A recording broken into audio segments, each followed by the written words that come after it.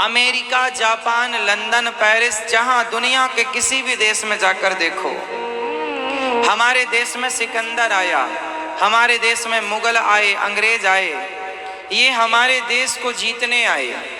भारत ने कभी किसी देश को जीतने की कोशिश नहीं की। भारत चाहे तो एक दिन में नक्शे से गायब कर सकता है पाकिस्तान को, एक दिन में, लेकिन भारत ने कभी अटैक नहीं किया। सर्जिकल स्ट्राइक जरूर की एक बार, क्योंकि अंत तो करना है अति का, पर हमने किसी देश को कब्जा करने के भाव से हमला नहीं किया।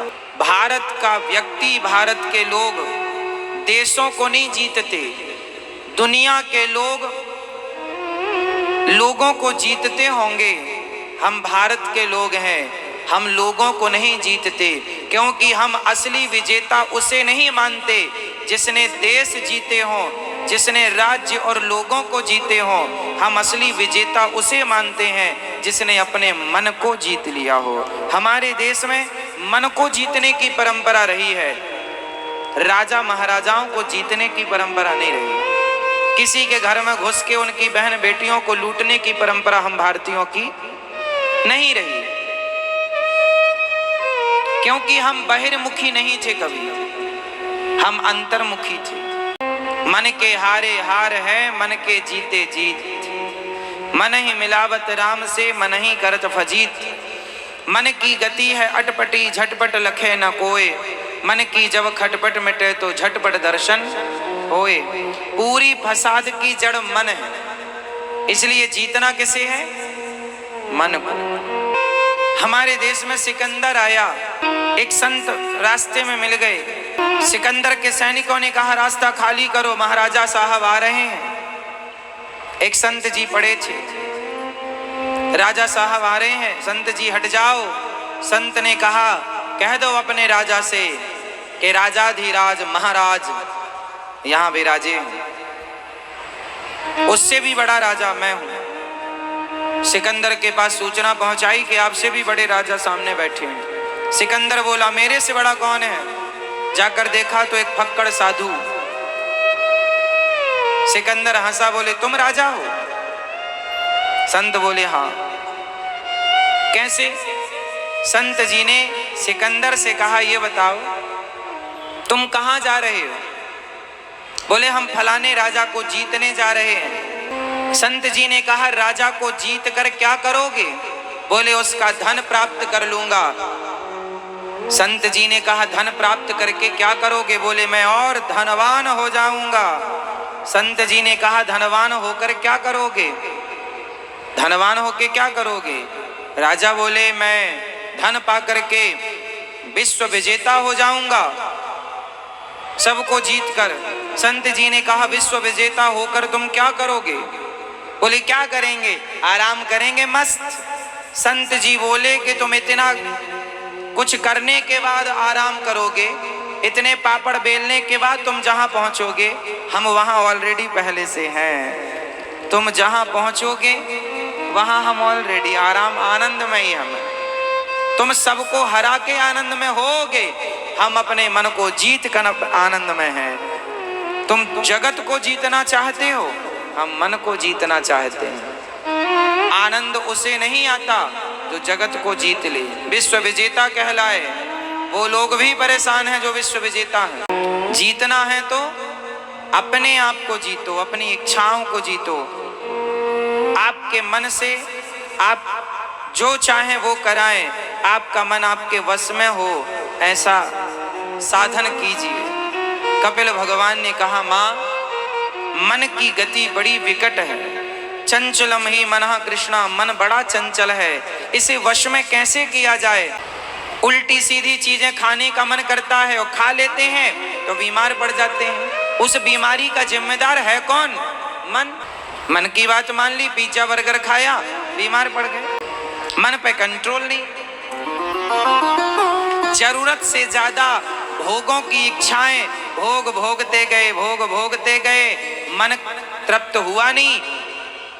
मन ने आपको भोगी बना दिया। क्या मिला इन भोगों से? कितना मजा ले लिया आपने, कितना सुख पाया?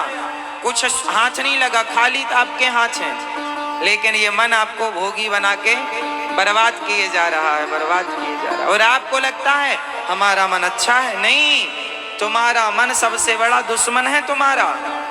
उत्तर दो, आप सब लोग बताओ, आपके मन ने आज तक आपको क्या दिया? भगवान में आपका मन नहीं लगता, बाकी सारे उल्टे कामों में आपका मन खूब लगता है।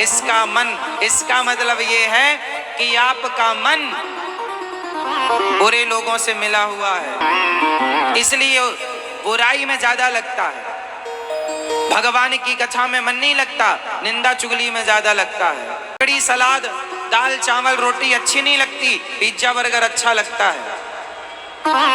इसका मतलब है कि आपका मन किसी और से मिला हुआ है, जो आपको बर्बाद करने पर तुला है। तुम्हें भोगी किसने बनाया? तुम भोगी थोड़ी थे, तुम पैदा हुए थे तब भोगी थोड़ी थे। तुम्हारा मन स्ट्रांग होता गया, तुम्हारे मन ने तुम्हें भोगी बनाया।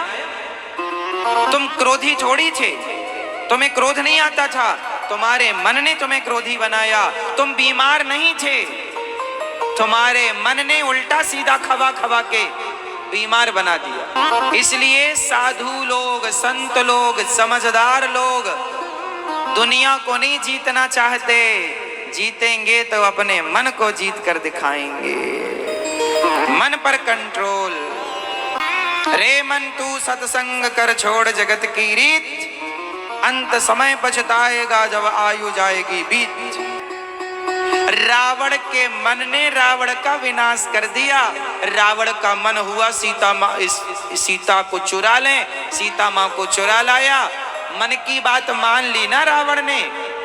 भाई रावण जब सीता माँ को चुराने गया होगा तो उसके मन ने तो बोला होगा ना, बहुत सुंदर है, ले आओ।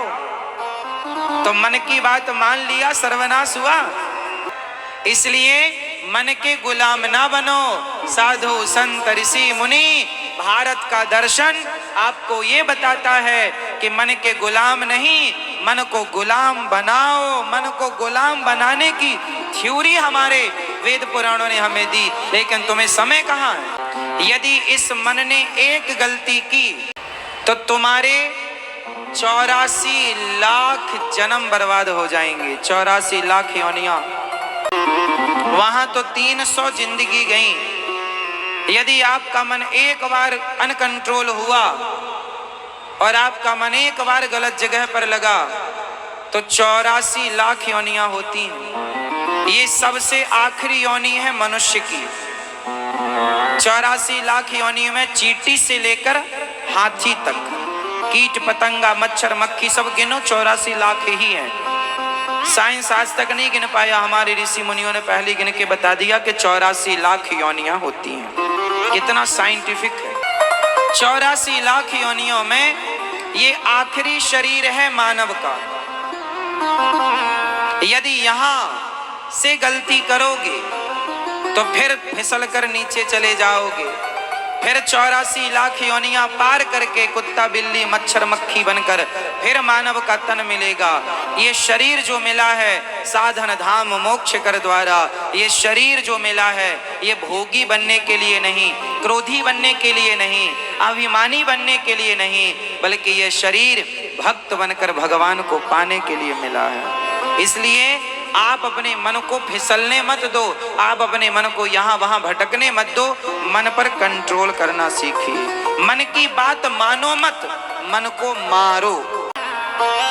जैसे आपको शुगर है और सामने रसगुल्ला है और आपका मन भी है खाने का, लेकिन आपने नहीं, अरे हमें शुगर है, खाएंगे तो हाई हो जाएगा, दिक्कत होगी, नहीं नहीं नहीं, आपकी बहुत इच्छा है फिर भी आपने नहीं खाया। आपने मन को मार दिया। मन को मार देने से आपकी जान बच गई, आपका फायदा हुआ। और आप मन की बात मान के खा लेते तो अभी हॉस्पिटल जाना पड़ता, जरूरत से ज्यादा इंसुलिन ठूंसना पड़ता।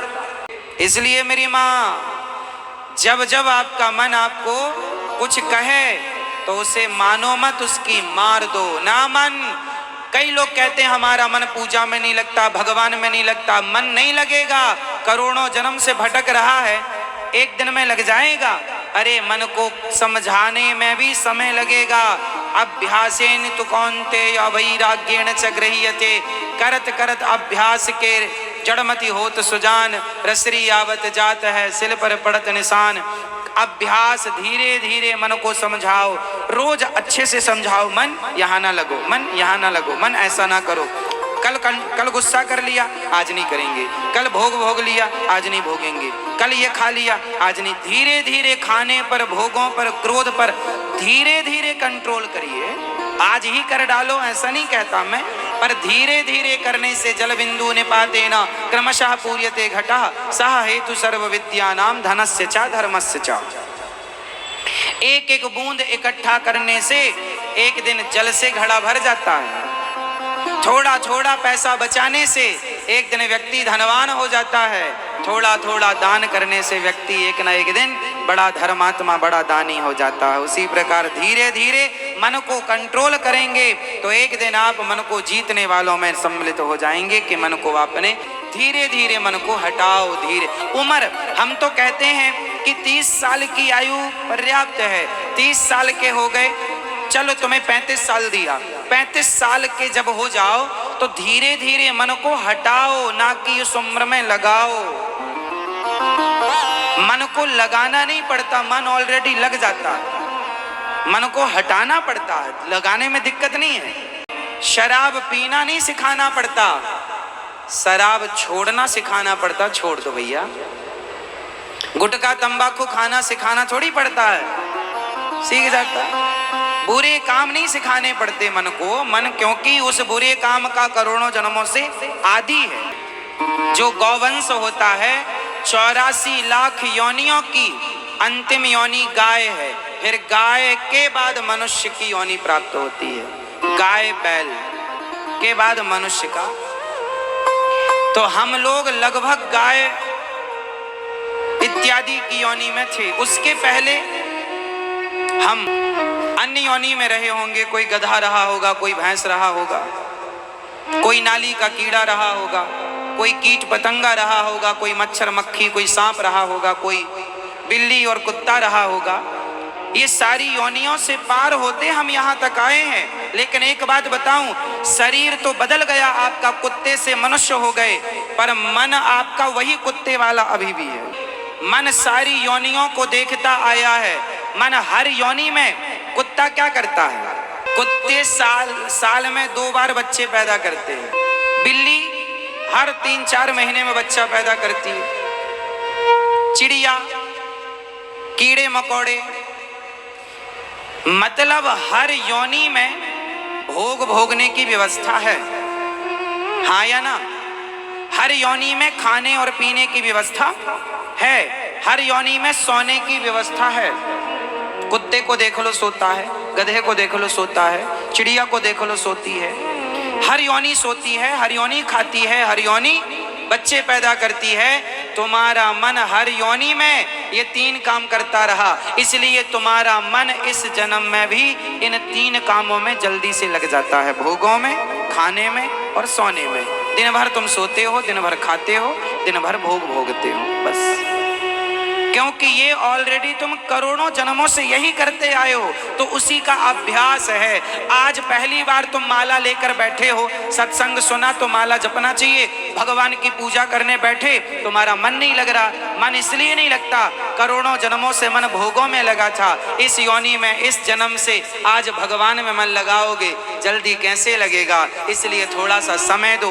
मन ना लगे तो भी शरीर से भगवान की सेवा करो, धीरे धीरे मन लगेगा। क्योंकि करोड़ों योनियों से भटकता आया है, सब भोग भोगा के फिर ये शरीर मिलता है। इसलिए कहते हैं ना, बड़े भाग्य मानुष तन पावा, सुर दुर्लभ सद ग्रंथ निगावा। देवताओं को भी दुर्लभ है ये शरीर।